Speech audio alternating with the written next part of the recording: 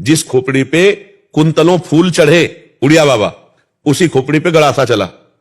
बोलो जिसका कभी किसी जीवन में किसी से भी बैर नहीं रहा होगा, एक विक्षिप्त आदमी वहीं आश्रम में आके रहने लगा, सेवा करता, खाता पीता, ऐसे जैसे बाबा जी रहते हैं ऐसे रहने लगा। ऐसे सत्संग हो रहा था, शांत मुद्रा में पूज्य पादुड़िया बाबा जी बैठे थे। तो अब जैसे मक्खी हटाने के लिए पंखा या मोर पंख रखते हैं सेवक जन, तो ऐसे ऐसे मोर पंख कर रहे थे। वो आया, बोला लाओ, बोले नहीं तुम्हें नहीं दे। मतलब एक गुरुजनों की सेवा के लिए थोड़ी योग्यता भी होनी चाहिए, समझ भी होनी चाहिए। वो गया, कम्बल ओढ़े हुए था, जिस गड़ासे से चारा काटा जाता है वही गड़ासा लाया और बाबा शांत बैठे थे। इतनी रफ्तार से मारा कि 6-6 इंच गड़ासा खोपड़ी में घुस गया और 5-6 गड़ासे कि मतलब कोई समझ ही नहीं पाया, किसी की संभावना ही नहीं थी कि मतलब ऐसा खून के फव्वारे उठने। बाबा एकदम ओ, तो ये प्रारब्ध हो गए ना।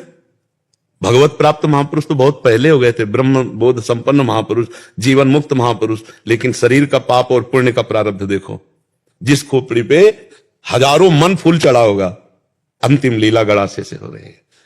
भगवान के चरण में बहेलिया बाण मारता है द्वारिकाधीश के, अंतर्ध्यान लीला। तो अगर छुपकर बाली को मारा तो वही व्याध बनकर भगवान लीला, जो कर्मों का हिसाब किताब है वो खेल। तो इसीलिए प्रहलाद जी से कहते हैं कि तुम अपने पूर्व के पुण्य और पाप का भोग कर लो, मुझे प्राप्त हो जाओ।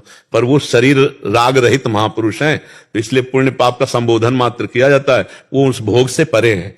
जो देहाभिमानी जीव होता है वही उस भोग से युक्त हो जाता है। नहीं तो जो ज्ञानी या भक्त होता है, शरीर में पीड़ाएं होती हैं पर उसका मन भगवान में लगा होता है, इसलिए पीड़ा का प्रभाव व्यथित नहीं कर पाता। ऐसा नहीं अब प्यास लगी तो लगा है ना, प्यास लगी पानी पिएंगे तो लगेगा ना अच्छा है पानी पीना, लेकिन ना मिले तो व्यथा नहीं है कि हाय अब कैसे, नहीं, जैसे जोई जोई प्यारो करे सोई मुझे भावे। तो समझ पा रहे आप।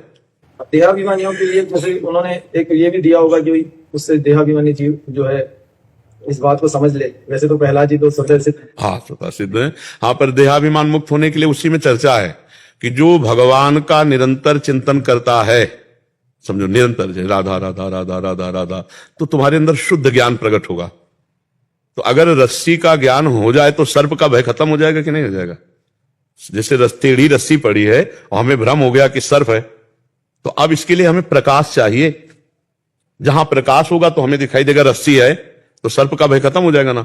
ऐसे हमें ज्ञान चाहिए, ज्ञान का प्रकाश होगा तो हमें पता चल जाएगा कि हम देहाभिमानी जीव नहीं, हम भगवद अंश हैं, हम भगवत स्वरूप हैं। जहां ज्ञान हुआ तो रस्सी का जो सांप का भ्रम था, मरने जीने का, दुख सुख का, ये सब भ्रम खत्म। जासु कृपा सब भ्रम मिटि जाई, गिर जा सोई कृपालु रघुराई। जो भगवान का भजन करता है तो उनकी कृपा से भ्रम नष्ट हो जाता है।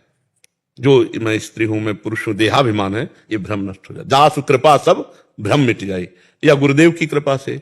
गुरु प्रसन्न साहब अनुकूला, मिटी सकल कल्पित भय शूला। एक कल्पनात्मक जो भय है वो गुरु प्रसन्न हो गए, साहब इष्ट अनुकूल हो गए, शुद्ध ज्ञान जागृत हो गया, भय खत्म हो गया, निर्भय हो गया।